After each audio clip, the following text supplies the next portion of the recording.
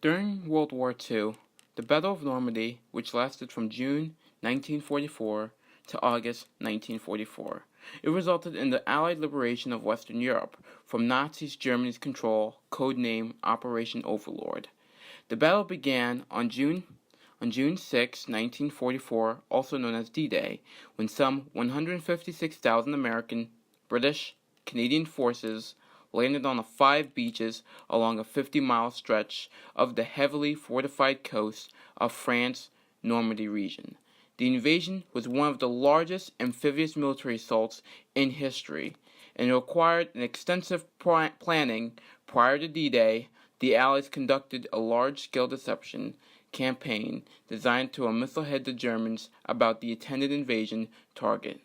By late August of 1944, all of northern France had been liberated, and by the following spring, the Allies had defeated the Germans. Normandy landings had been called the end of war in Europe.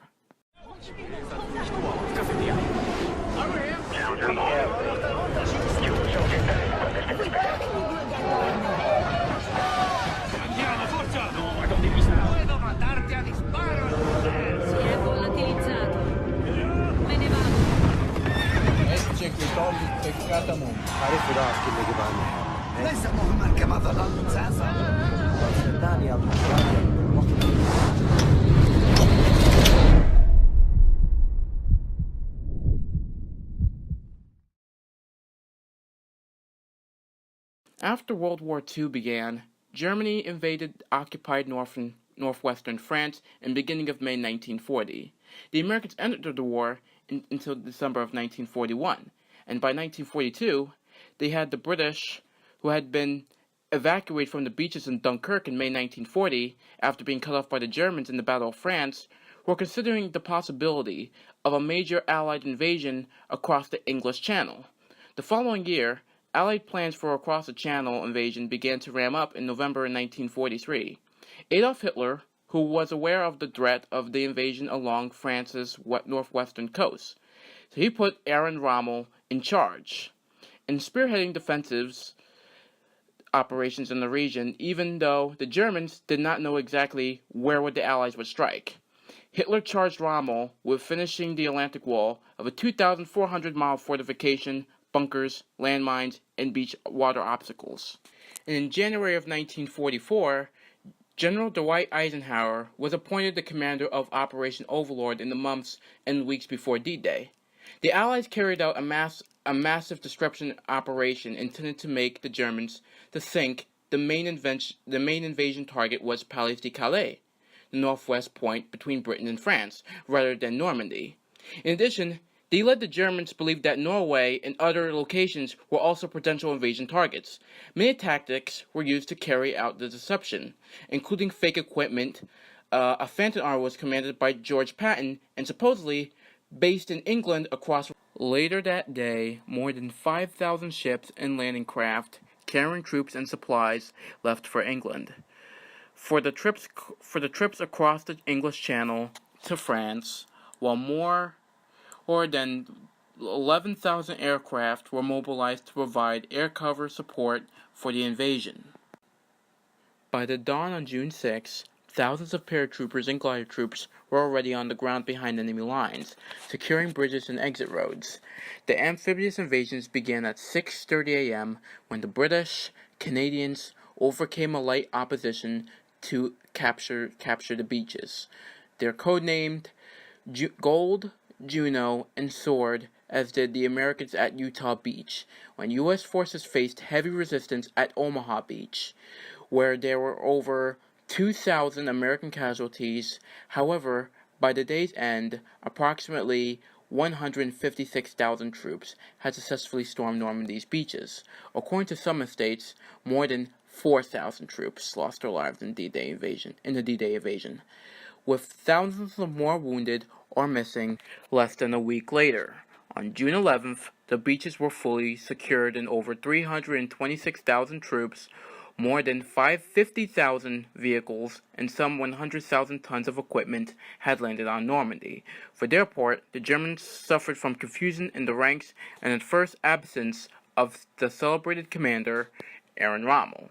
who was away on leave at the first.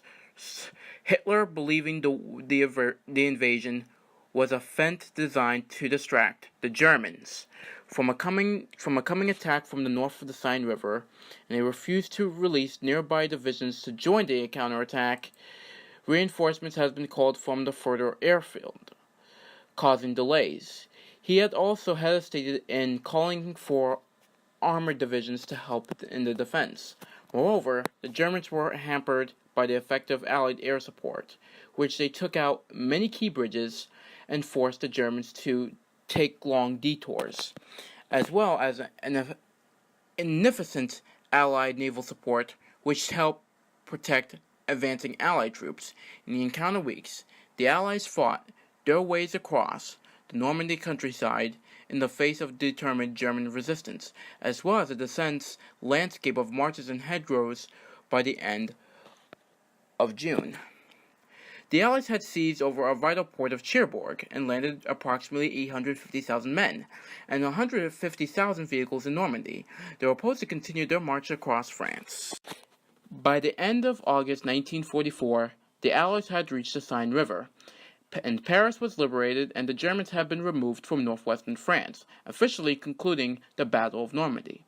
The Allied forces then prepared to enter Germany, where they would meet up with Soviet troops moving from the east. The Normandy invasion began to turn the tide against the Nazis, a significant psychological blow, and it also prevented Hitler from sending troops from France to build up on his eastern front against the advancing Soviets. The following spring, on May 8, 1945, the Allies formally accepted the unconditional surrender of Nazi Germany, and Hitler committed suicide a week earlier on April 30th. Or did he? Just kidding, guys. Just kidding. I mean, in my history book, I think that Hitler is dead. But let me know in your comments. Do you think Hitler survived World War II? Let me know in the comments. Do you think Hitler survived World War II? I mean, I just think he's dead. I mean, in my history book, I just think he's dead. So that's the history of D-Day. Hope you like, comment, and subscribe. And this time, I'm coming back. We're gonna make some history videos, and they're gonna be short too, so you guys can understand too. So, all right. So, also, I just wanted to remind you, my great uncle fought in World War II. So, you'll see that in the end. So, all right. I hope you guys have a good night and take care.